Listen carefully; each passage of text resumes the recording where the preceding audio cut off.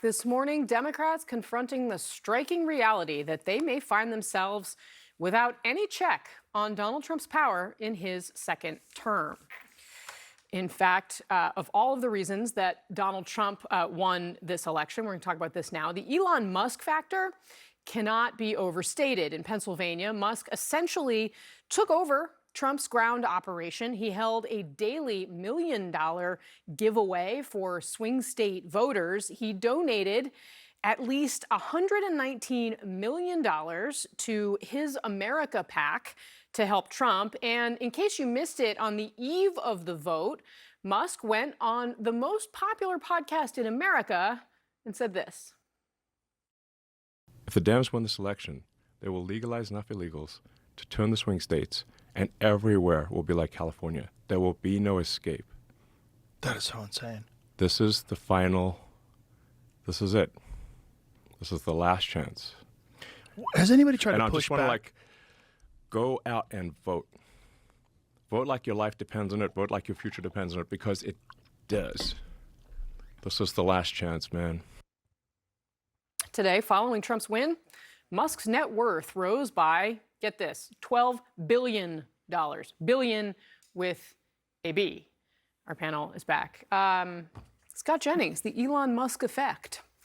Yeah, he's pretty freaking cool, I got to be honest with you. I mean, we got electric cars, we got I think rockets. there might be a gender gap on this issue, Scott. I'm just going to raise that question, but continue. Okay. Well, I mean, look, he everything this guy gets into kind of has been turning out. The cars, the rockets. Catching Trump the rockets, loves. I mean. It's really cool. And then he gets involved in politics and manages to be a huge part of an overwhelming victory. And, you know, Democrats have been going nuts about his involvement in this all year long. I mean, I guess we'll have to litigate what kind of a billionaire it's okay to have involved in politics. You know, theirs seem to be fine and they're mad at ours.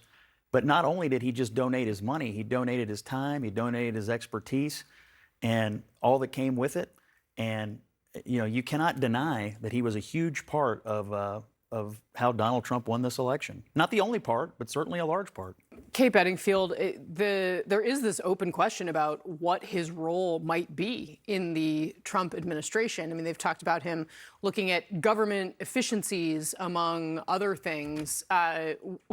Is that, you know, as Brad points out, there are a lot of people out there who think he's cool, but what does that actually look like? Yeah, well, I mean, bureaucracy and government jobs are very different than being in the private sector. I know Republicans would say that's a feature, not a bug, but it would be interesting to see how somebody who is as unconventional as Elon Musk would do in a government role. I don't, you know, look, I'm far from an expert on Elon Musk's managerial challenges, shall we say, or so I, you know, look, but I think there is an open question of whether you want somebody who is a like unabashed like billionaire pouring money into your campaign to be given a plum job in the government, and are we okay with that? We'll see. I don't know. Let me introduce you to the way Joe Biden appointed ambassadors. Well, that is not just a Democratic thing. But let me make a comment about the unconventional thing. But also how every, by the way, president does. Well, it's come on, Scott. She used the word unconventional. That's what people just voted for. They want unconventional. They don't think the government is working and the bureaucracy is working for them, so they're asking for something a little unconventional. Do I expect him to be sitting in a little cubicle somewhere with a pocket protector, you know, crunching whatever, wearing a green visor? No. But the people asked for something unconventional here. I get it. And at a minimum, I would encourage you all to remember, I think we're dependent upon this man to rescue our astronauts next year. Well, so yes, why don't we just be nice to him for a few months? That is a true statement. What that looks like. Hold on one second, because Kara Swisher is actually now has found her way to join us in this conversation. Kara, wonderful to see you. Hi. As we're having this conversation, look, you know, choose your own adventure in terms of weighing in on what the panel is discussing. I think my question, as I was listening to Kate, was that, I mean, how long would Elon Musk last in a bureaucracy like the United States government? I mean, getting things done in the government is not at all like walking onto the floor of your Tesla factory and ordering your workers to do something different. What are you looking at? I'm looking at a lot of things. The instability, the decisions that he makes are sometimes haphazard and strange often. I think one of the issues you have is, sure, you have an entrepreneur here, and what works at startups is very different than works in a federal government. Elon Musk has been successful in rocketry, no question, but he's allowed to blow up rockets. He's allowed to do that, and it's because he can do it and take those risks, and shareholders go along with him. It's quite a different thing when it comes to the federal government. You can't blow up rockets, Scott. By the way, all laughs aside, you really can't, because people's lives depend on it.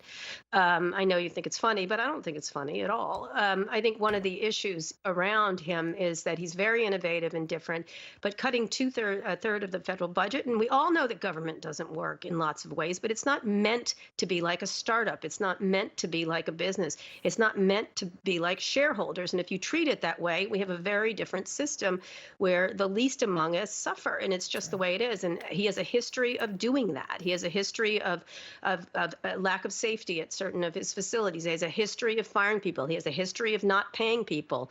He has a history of being haphazard, firing someone who talks back against him. And if for someone who's for free speech, he certainly clamps down on speech a lot when he doesn't like it. So if you want that too, sure, that's great. And ha ha ha, if you want to do it that way. We need innovation in government. There's absolutely no question, but there's a difference between move fast and change things and move fast and break things. That's about destruction rather than creation. Kara, how do you, one second, Scott wants to jump in and I'm going to let him in 1 second, but first, I'm sure he does. I want to ask you about X, the platform formerly known as Twitter, and how a Musk role in a Trump administration would interact with his ownership of that platform.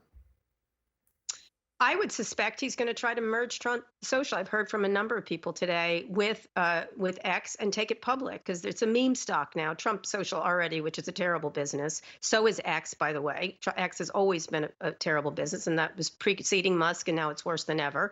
But they could merge them and make it a meme stock and make a lot of money for themselves. That could be interesting and incredibly corrupt. They could also, he'll use it as a propaganda organ, which is precisely why he bought it. People misunderstood. They kept saying he was losing money, and I think it was very clear it wasn't about money. This was a great investment by Elon Musk in Donald Trump, and that's how he sees it.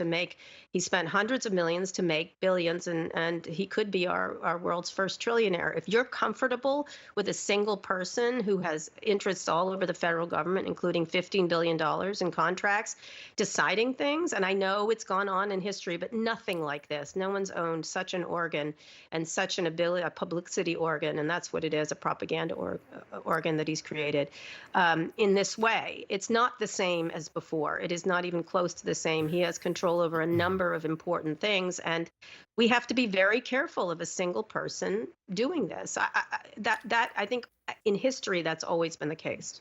Scott Jennings, your name was invoked. First, he wasn't elected. He supports Donald Trump, and now he's going to have some influence because his side won. Mark Cuban would have had influence had his side won. You know, I think, honestly, I hear all this carping about Elon Musk, and it just truthfully sounds like sour grapes from the side of the ball that shunned this guy, and now they're paying for it.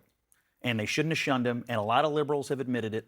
They did it, and now they're going to own it, and now he got on another team because he has ideas for the United States that I think we ought to listen to, and Trump's going to listen, and maybe they don't all get implemented, but you can't begrudge this man his opportunity to participate in the political system in the way that he sees fit. Nobody does, and then to have Scott. That's ridiculous. and then to have influence Nobody over it if you begrudges win. him That's that. the way it works in this country. I want to take you. That's Hold not on, what Kara, they go ahead. begrudge.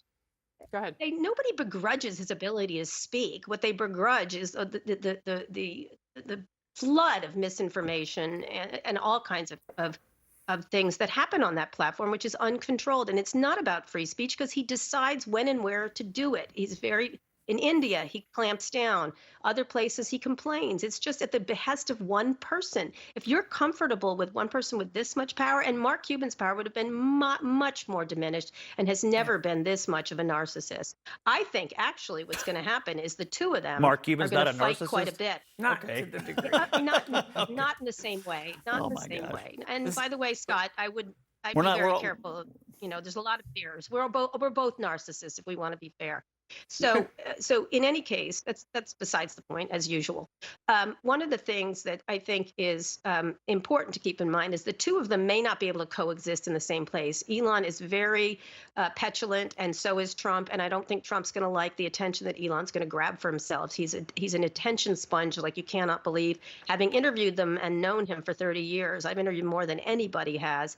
He and Trump will clash at some point, much in the same way that he clashed with the Biden administration. I am absolutely agree with you that the Biden administration, by not inviting him to that particular event, which was a car event, Elon called me a lot and texted me a lot about that. He was very hurt by it. It was a big mistake, so much so that I called Biden people and said, "What are you doing?"